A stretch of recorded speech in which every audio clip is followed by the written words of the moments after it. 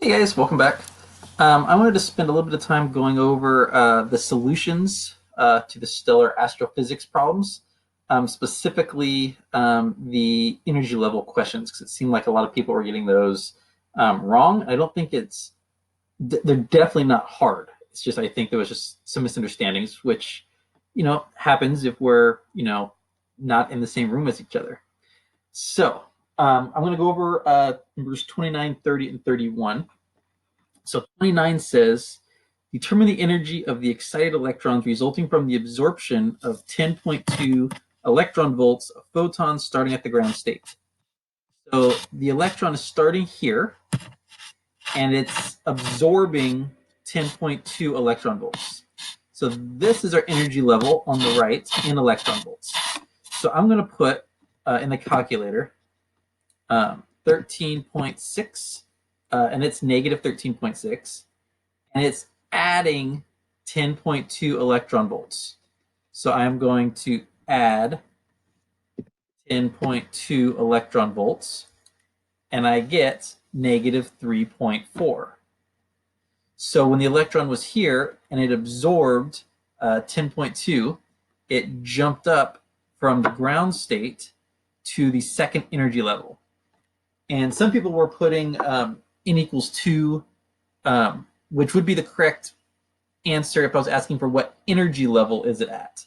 But since I'm asking determine the energy is over here on the right. It needs to be negative 3.4. All right, let's do another one. Number 30. Determine the energy of the excited electrons resulting from absorption of a 12.73 electron volts of photons. So once again, it's at the ground state. So we're starting at negative 13.6. So I'm going to put in 13.6 negative. It's adding 12.75. So I'm going to add 12.75. And I get negative 85, which happens to be right here at n equals 4. So the energy of the electron went from negative 13.6, and it's now at negative 0.85. So that's the answer, negative 0.85. So what would happen if I changed this value?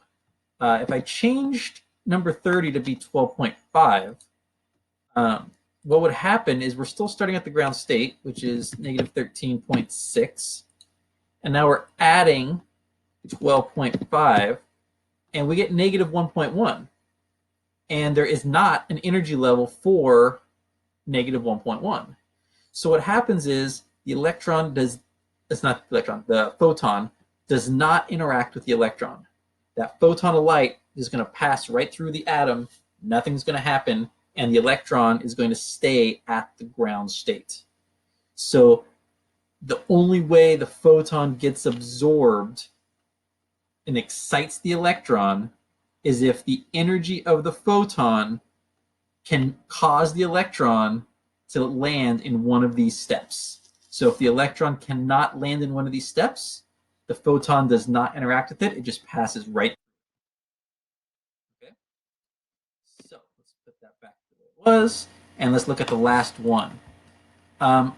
Electrons from n equals 5, which is right up here, fall to lower levels and emit photons. So that happens. They're unstable up here. They want to be at the lowest energy level, so they're going to decay. What are all possible energies? So it could decay from n equals 5 to n equals 4. If that happens, it goes from negative 0.54 to negative 0.85. So if we did that, 0.54 negative, and now we're losing energy because we're going down. So if we're losing energy, I'm going to subtract negative 0.85, and I get 31. So it would drop from here to here. It's going to lose 31 electron volts of energy. That's the energy lost between step 5 and step 4. And when it loses that energy, that is the energy that the photon will emit. However, it doesn't have to just go from n equals 5 to n equals 4. it can also go from n equals 5 and it can drop straight to n equals 3. So if that's the case, it's going to start at negative 0.54. So it's starting up here at 5. It can drop all the way down to 3. So because it's losing energy, I'm going to subtract. It can go all the way down to 3, which is 1.5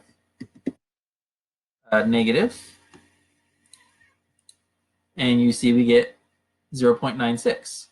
So once again, it can drop from 5 straight to 3. And if it does that, it will emit that much energy.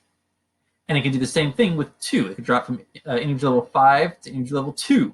And if it does that, we just subtract those numbers and we get 2.86. And it could drop from n equals 5 to n equals 1. And if it does that and makes that big drop all the way down, we subtract those two numbers, and that is the energy that the photon would have. All right, so we're just adding and subtracting, super easy, and it only works if the photon's energy completely matches the step. So once again, if we have a photon with an energy of something in between, nothing happens. It doesn't jump to the lowest one. It just doesn't interact. Nothing happens. All right. I think the other ones, all the other problems are pretty self-explanatory. For these, just make sure that you're getting all of them and that you're not missing something little. So just make sure that you're not missing a simple element that's hiding in there. Hydrogen is kind of hard to see because it kind of has doesn't have very many lines, and the lines can easily be buried in there. So just make sure. And then I think these are pretty self-explanatory. Be careful that when reading the question, like this one, number 15, a lot of people were missing because the notes said that 85% or double star systems are bigger. And this question asks what percentage of stars are like our sun and single. So if 85% are double or higher, then 15% would be single. So just make sure you're reading the questions carefully, and then just kind of go through and make sure your answers are all correct. All right. Awesome job, guys. And I will talk to you guys soon.